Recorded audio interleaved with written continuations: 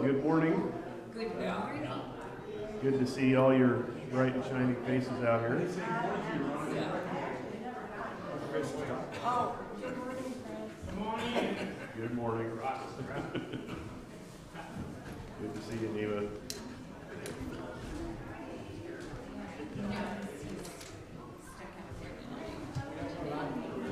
We've got some handouts coming around.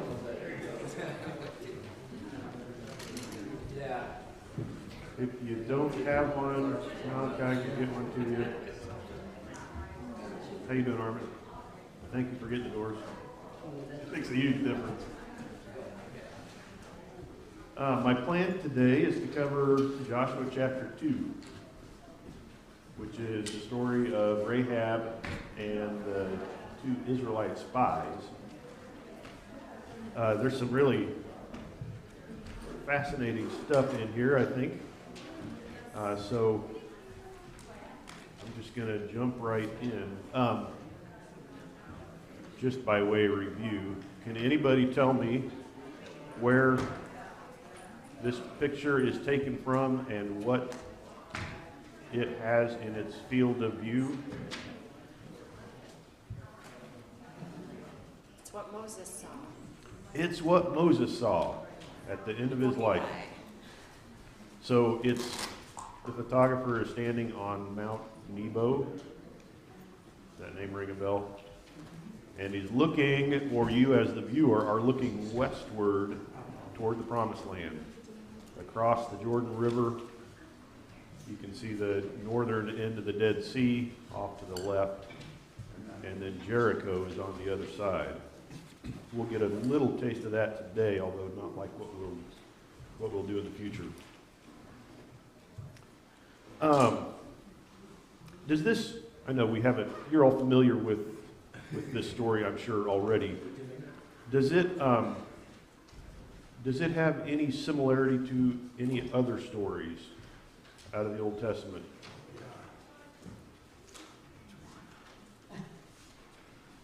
Joshua sends a couple spies over to check out Jericho.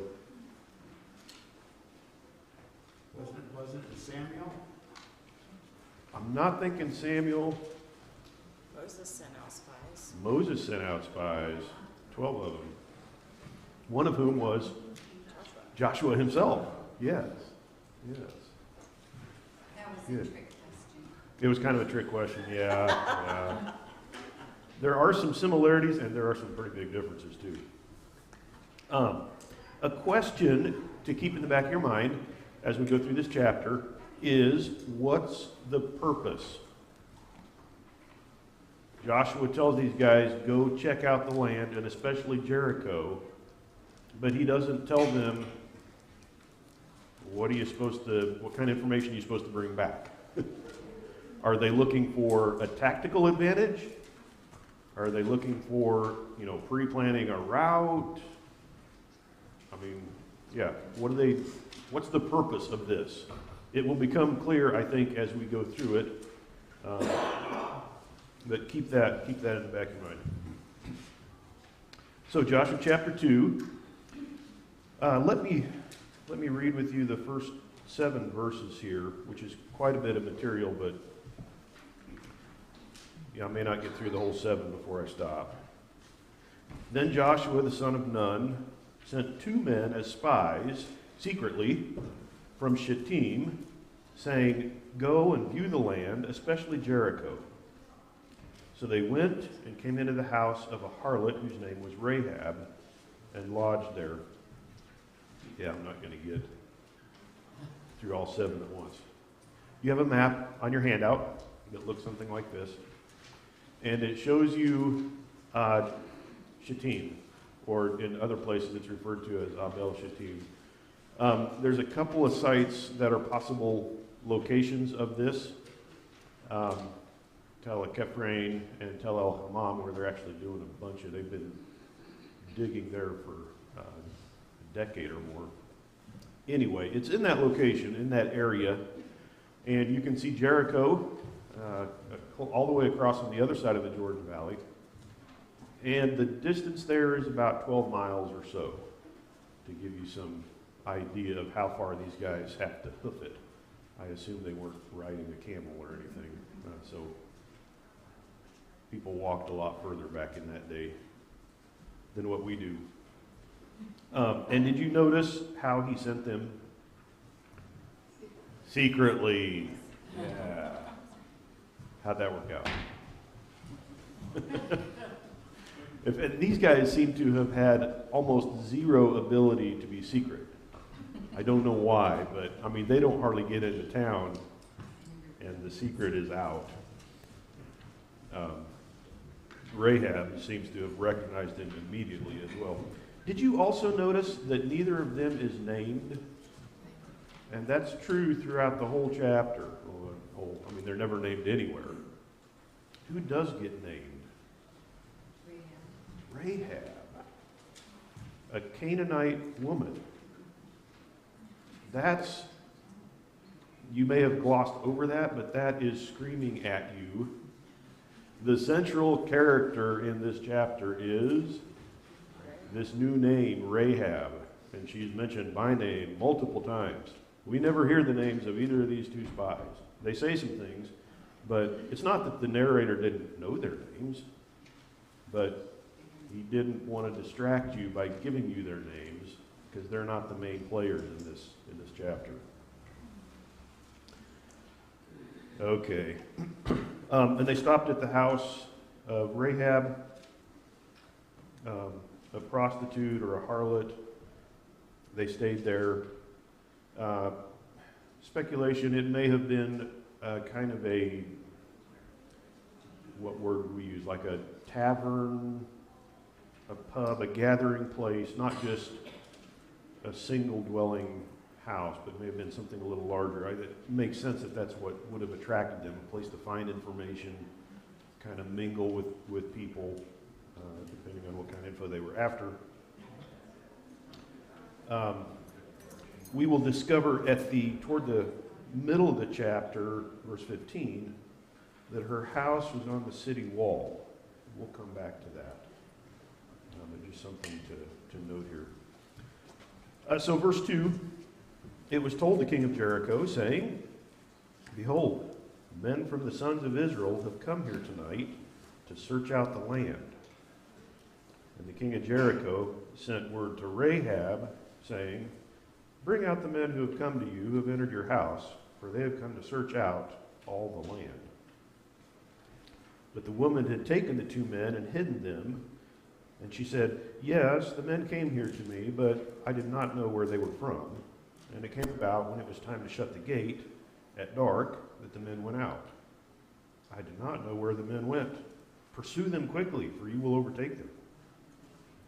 But she had brought them up to the roof and hidden them in the stalks of flax which she had laid in order on the roof. So the men pursued them on the road to the Jordan, to the fords, and as soon as those who were pursuing them had gone out, they shut the gate, which would be the gate of the city. Your map is kind of small on your handout, but this actually shows 5 different fords in this area that were fords during the late 1800s, when people still crossed back and forth. Now the Jordan River down here moves a lot, kind of like what the Missouri used to do before it got channelized. You can still see some of the old Oxbow lakes and that kind of. Carter Lake is an example. Used to be where the Missouri flowed, and now it's been isolated because the channel changed. It's a little smaller than that, than the Missouri. More like my dad grew up in the Nishnabotna, about that size. It's deeper than the Platte? Deeper than the Platte, but not as wide as the Platte. Maybe the Elkhorn's kind of flat down here too. Yeah, I'll throw you a couple pictures eventually. But so these guys assumed that they were headed back, based on Rahab's word, back toward home, toward the Israelite tribes. And so they chased them in that direction toward the east.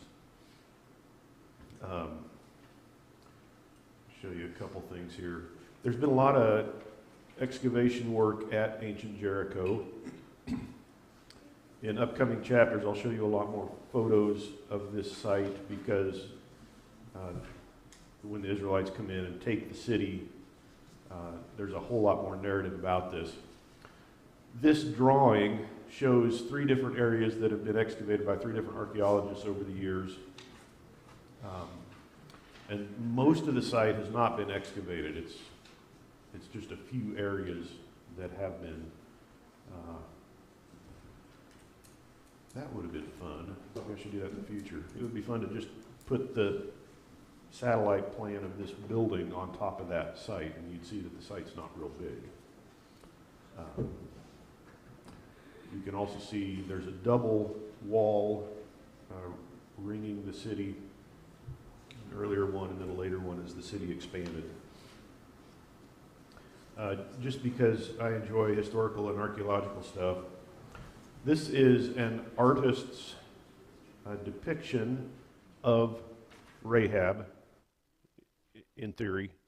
But the reason I'm showing it to you is all of the furniture and other stuff, the box, the big amphora with the straws, all of these things are items that have been discovered around Jericho in tombs from this time period.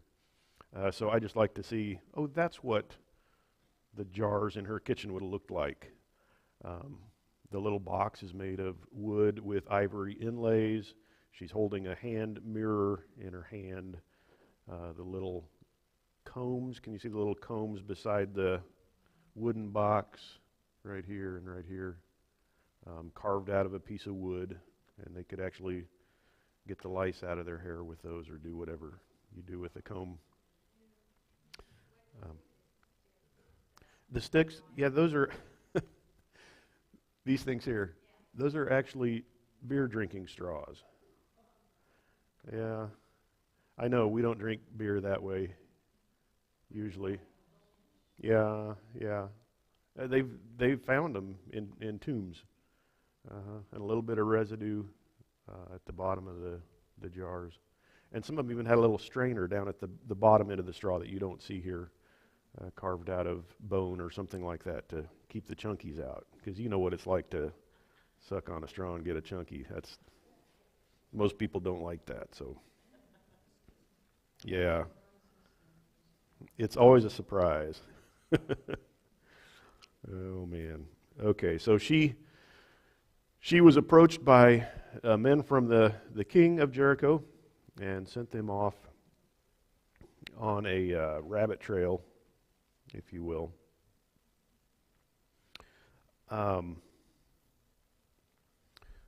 Let's see, I don't think I have, no I don't. Flax, it's a funny looking little plant with bitty flowers on it. They would cut it, well, often they would uproot it, lay it out and kind of let it, they call it retting.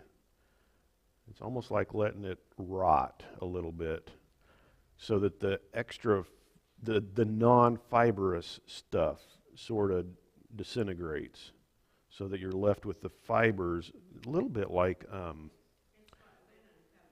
yes, linen is made from flax. So this was probably, the piles of linen she had were probably intended to become cloth. And as you know, linen is a very nice material. It stays relatively clean, and it's difficult to dye, unlike wool.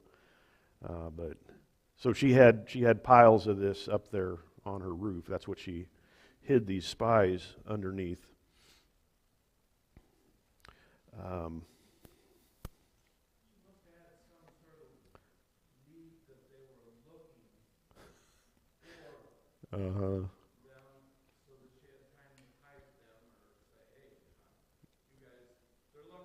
Yeah, they're going to be.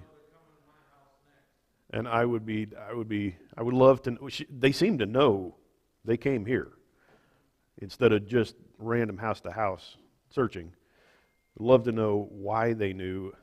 I'm sure there were language differences. If nothing else, just a strong accent. And you know, when you meet somebody, that's got a strong accent. You're like, was it you or your parents that came over from Ireland? That's quite the accent there. And these guys, I'm sure, would have maybe dress. I don't know. It's hard to say. Living in Jericho.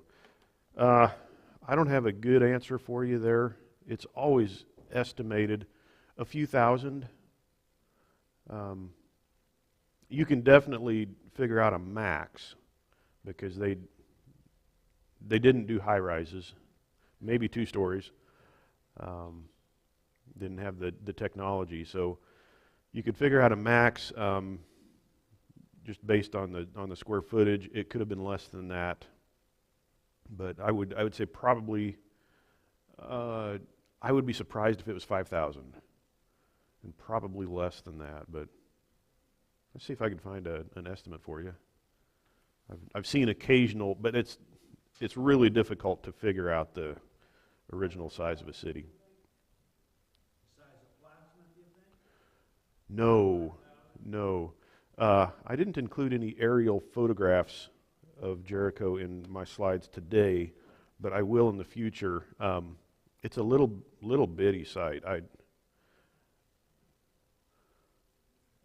Two average city blocks, about. So, I mean, size-wise, much smaller than Weeping Water or Nahaka or Union, or way smaller than Plattsmouth. I don't know what the population of Plattsmouth is, but I'm sure its population is larger as well. I see that hand.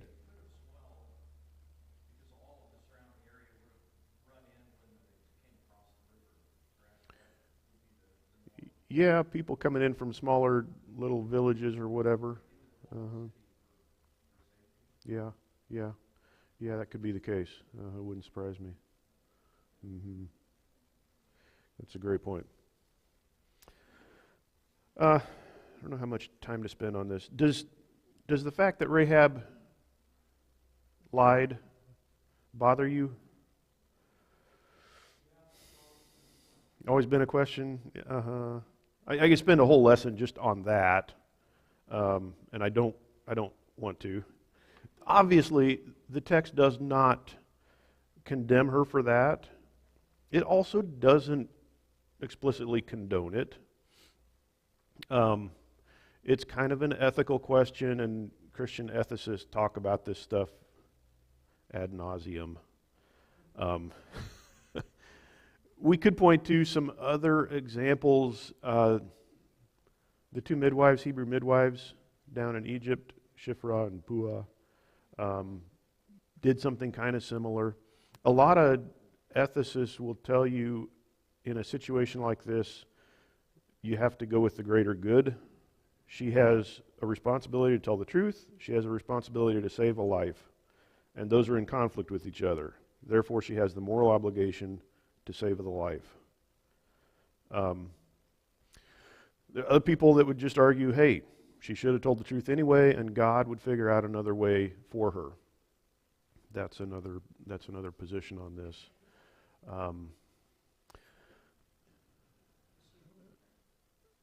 Was she a believer? I would say yes, based on what comes after. There are other people that would argue that a state of war also changes rules of morality on things like this. When you're in a state of war, you are not required to give damning information to an enemy. I think I've said all I'm going to say about her lie. She's mentioned a number of times in the New Testament. The New Testament never condemns her for this. It also does not say that what she did was acceptable. It doesn't mention it. So I'm not going to mention it anymore either. That is there, though, and I didn't want to just completely bypass it. This next section is quite amazing. Starting with verse 8. Now before they lay down, she came up to them on the roof and said to the men, I know that the Lord, do you have all caps there?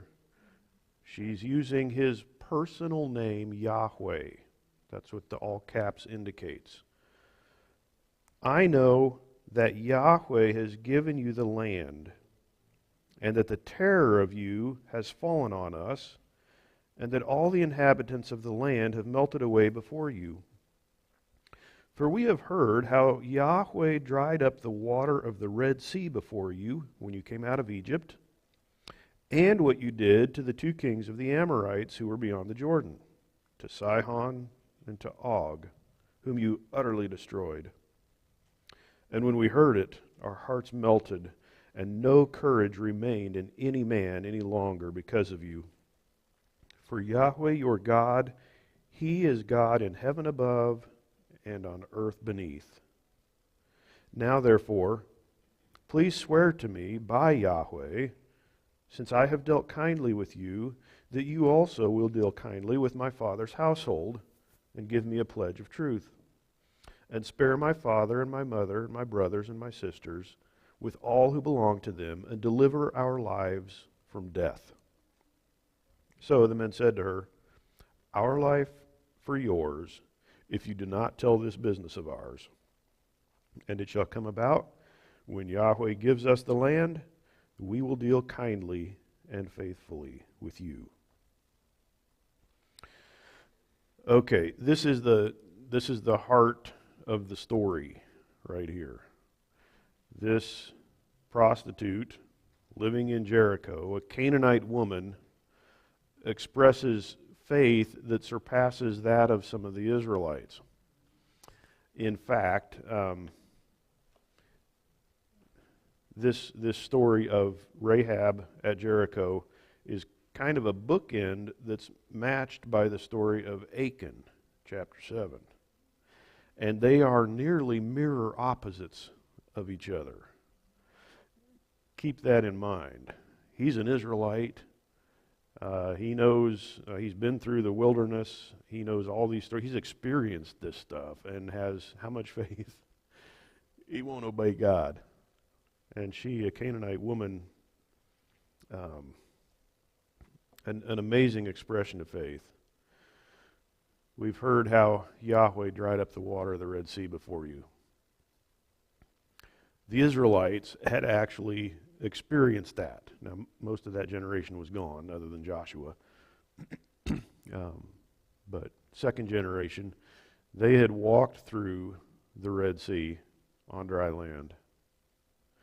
This woman had only heard about it, but she believed. It impacted her.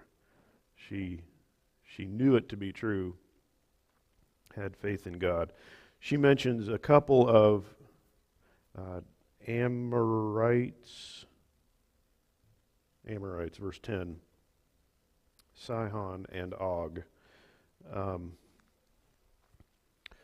Sihon, if you can see the Dead Sea down here, here's Jericho, here's where the spies were from.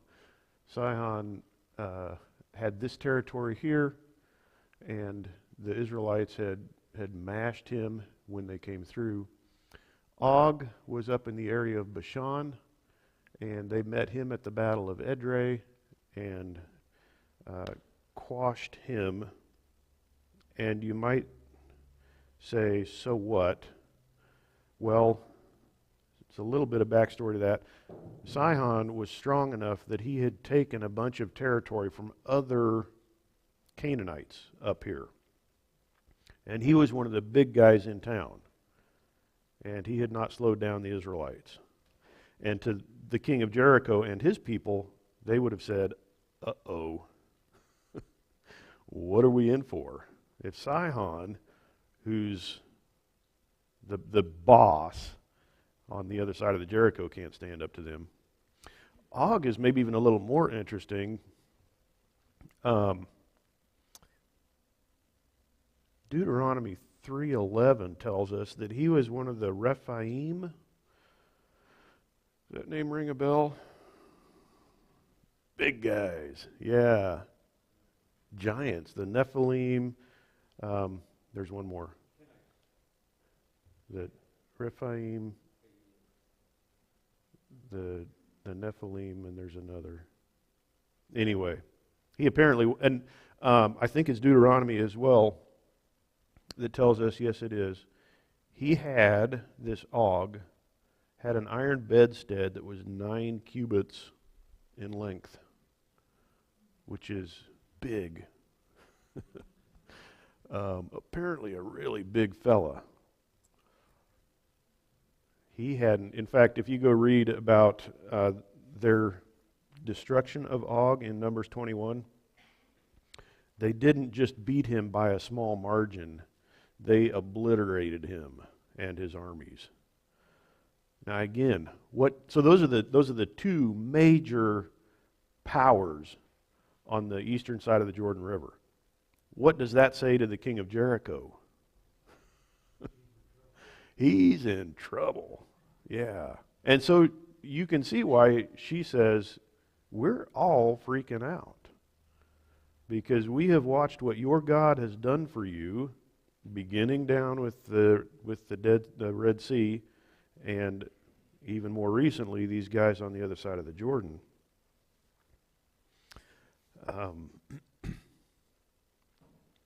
We have heard about it, she says in verse 11. Of course, the Israelites had lived it, right?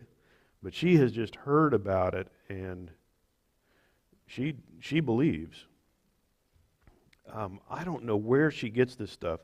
Yahweh is God in heaven above and on earth below. That's quite the statement. That's reminiscent of some other pagans. It reminds me of Nebuchadnezzar and Daniel. And there's other places too that are similar to that.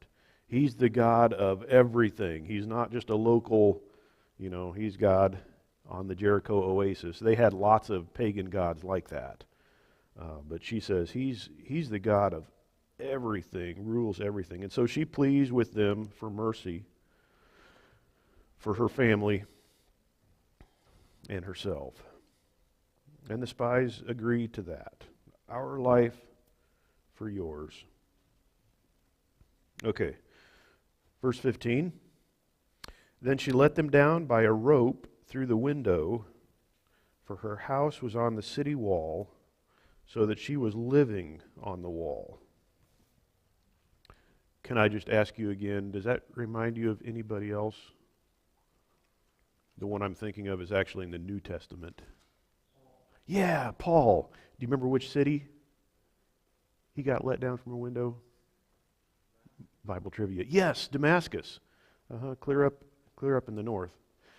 I'm not sure what the significance of the similarity between these two is, but so they were let down by her.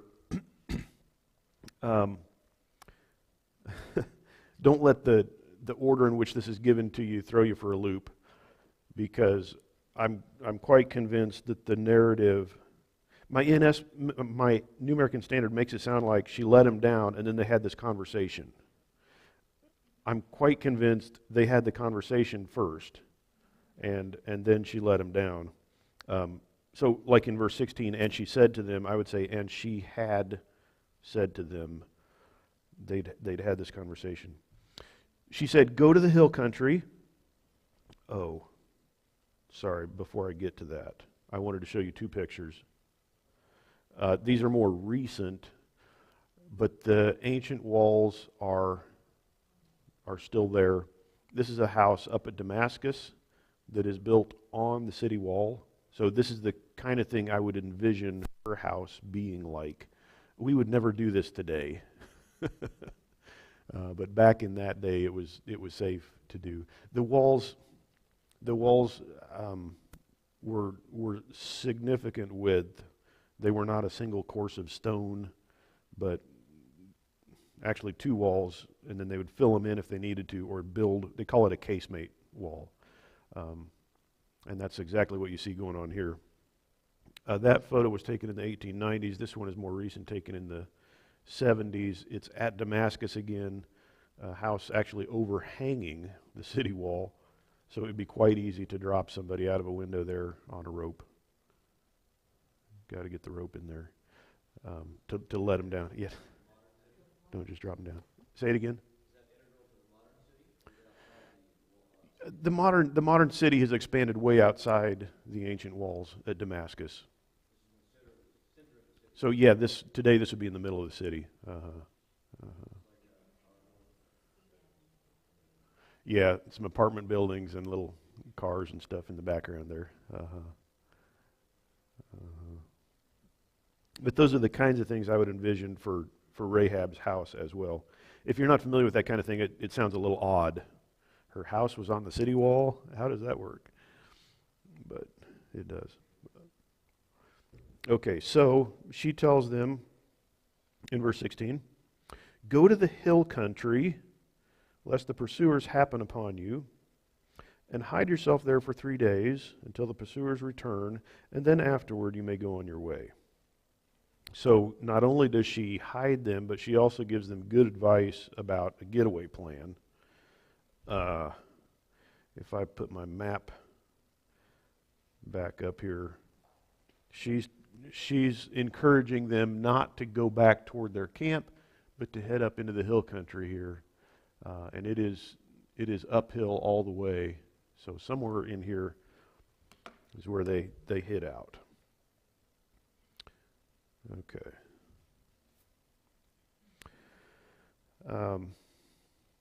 The men said to her, "We will be free from this oath to you, which you have made us swear, unless, when we come into the land, you tie this cord of scarlet thread through the window through which you let us down. And gather to yourself into the house of your father and your mother and your brothers and all your father's household. And it shall come about that anyone who goes out of the doors of your house into the street, his blood will be on his own head, and we will be free. But anyone who is with you in the house, his blood will be on our head, if a hand is laid on him. But if you tell this business of ours, then we will be free from the oath which you have made with us, that you have made us swear." And she said, "According to the words, your words, so be it." So she sent them away, and they departed, and she tied the scarlet cord in the window. So these guys made some pretty specific stipulations on this agreement, or this covenant, if you will. Have to identify the house. That seems pretty obviously to be the purpose of that red cord. So we know which house is yours, and everybody in our nation that comes up here, everybody in our army will know this one is you. I assume these spies don't know at this point everything's going to crumble except that house. They're not aware of how they're going to take Jericho yet, but they want that house identified so everybody knows which one it is. And then it's only this house that the promise applies to. So if you want to save your family, get them in the house. If they're out wandering around the street, all bets are off. So it's specifically this place. And then, of course, don't tell anybody that we've been here. Keep the secret. And she agreed to that, and off they went. They departed and came to the hill country and remained there for 3 days. By the way, this is common especially in the Old Testament. I would take the 3 days as representing parts of 3 days. Like they went up on a Thursday afternoon, they stayed up Friday, they woke up Saturday morning and headed back across. So at least a full day and parts of days on either side. Of course, travel time would have accounted for some of that too. Verse 22, now the pursuers had sought them all along the road, presumably to the ford, but had not found them. And then the two men returned and came down from the hill country and crossed over and came to Joshua the son of Nun. This aerial photograph shows you the Jordan River around the place where these guys crossed. Off in the distance, it's looking south. Off in the distance, that hazy light-colored area is the northern end of the Dead Sea, and you can see how this river kind of twists and meanders in there. Here's another photo looking the other direction from the south toward the north. But it's dry desert except right along the river where stuff grows because it can get water. But there's very little rain down there. Yeah, a lot of earthquake stuff. Yes, for sure. This is another old photograph. It actually comes off an old postcard of guys fording the Jordan River. And the reason I don't have a modern photograph, is twofold. One is that very little water makes it this far down today. Most of it is sucked off for irrigation to other places, so it's almost dry. And the other reason is it's an international border today between Israel and Jordan, and so people don't just ford back and forth across it. If you're going to cross the Jordan River down here, you use a bridge, probably the Allenby Bridge, and you go through customs on both sides. And but this is an old picture of guys actually walking across one of the fords of the Jordan River down in this area. And so this is how I would picture the Spies crossing back as well. A ford is just a place where it's broader and shallower and hopefully has a bit of a rocky bottom, so you're not slogging through mud. And that's essentially what we've got here. They crossed over in verse 23 and came to Joshua the son of Nun and related to him all that had happened to them. And they said to Joshua, "Surely the Lord has given all the land into our hands, and all the inhabitants of the land, moreover, have melted away before us."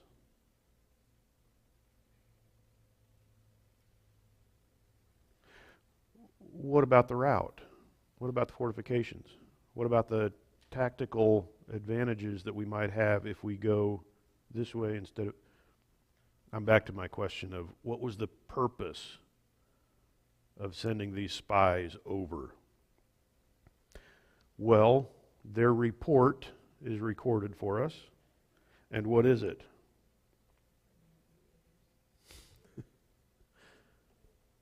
God's given this to us.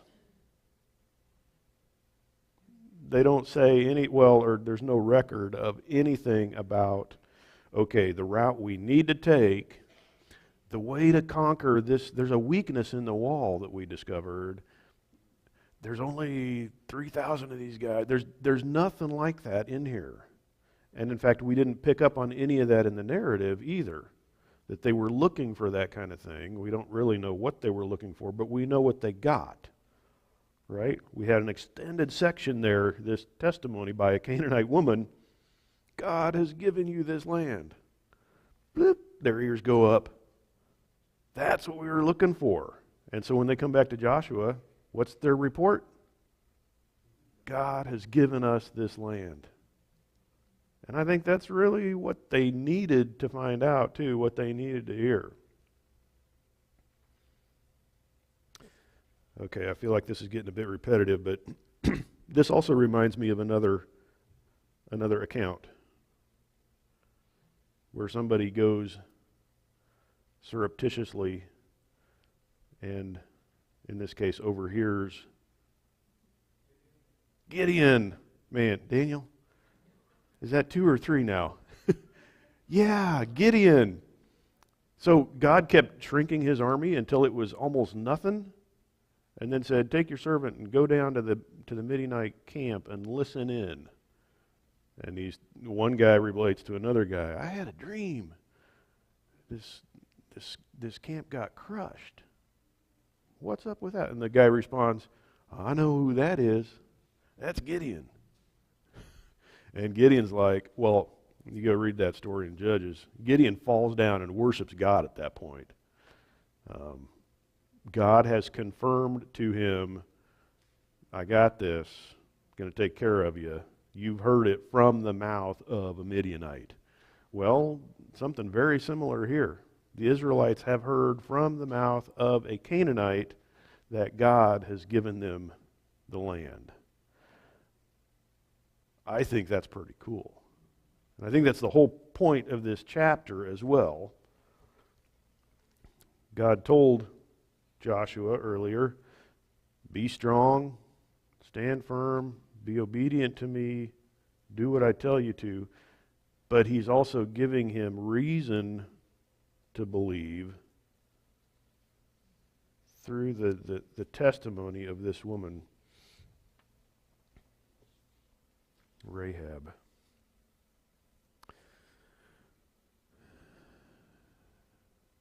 A couple of interesting points here. The conquest narrative begins with an exception. We're going to have the Israelites moving through the land and taking cities and taking territory, killing people, in many cases, going to battle. And yet the very first event that we run across in the conquest is an exception to that. Obviously, this is with God's approval. This woman has faith. Does she suffer the same fate as the unrighteous? No, because God is righteous. And I think it's probably safe to assume that happens elsewhere if there are other righteous people in the land, that God takes care of them.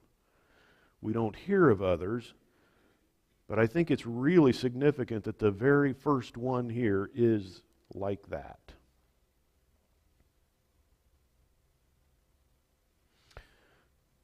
Second point, the faith of a Canaanite woman who'd heard only reports of God's work is remarkable. Let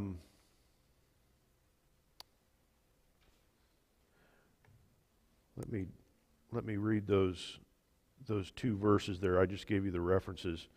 The first one is Jesus speaking to Thomas. You remember Thomas said, "I'm not going to believe unless I put my hands in the marks on his see his hands, put my hand in the spear cut in his side." Jesus said to Thomas after he had revealed himself to him, "Because you have seen me, you have believed.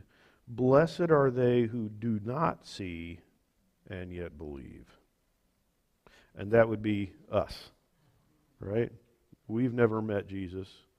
We've never seen Moses or Joshua, but we've heard, like Rahab, and we believe. God blesses that. 1 Peter 1, 8 through 9.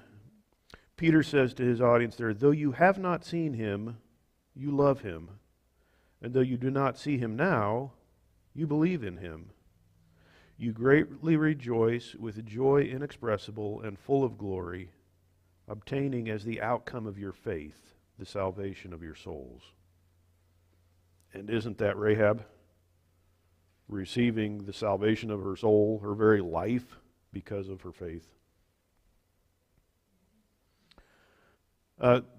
Fourth point, God's acceptance of Rahab, and that becomes real obvious in chapter 6 when she is actually saved from death. It illustrates God's ongoing interest in the salvation of all men. It's easy to focus on God's work with the Israelites specifically because he does treat them as a special people. And yet we have continually examples like this of non-Israelites that God is interested in saving. And of course in our day and age, where the church is largely Gentile, that's quite obvious. But even back here, stories like this make that clear. And last but not least, God has provided confirmation of the conquest plan. I think that's the gist of the entire chapter. He's giving additional confirmation of what he has told Joshua and the Israelites. He will go before them and do the work of the conquest.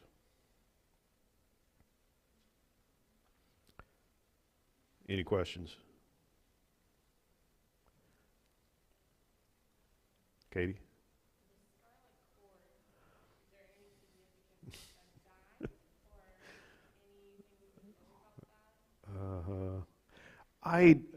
there's a lot of speculation out there on what the meaning of that might be. Just as an example, there are some similarities between the stories of Rahab, and I had her name in my mind, Tamar. She's the one that had the twin sons, and they tied the scarlet cord around. Both Rahab and Tamar are non-Israelites. Tamar married in. As people that associate the red of the cord with the red blood of Jesus, salvation. In Hebrew, they're actually different words.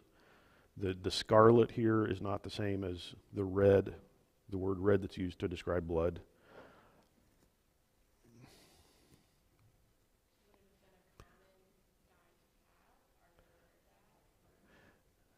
I couldn't tell you. Probably the two most common ways to dye a cord that color would be either madder root or the little mollusks.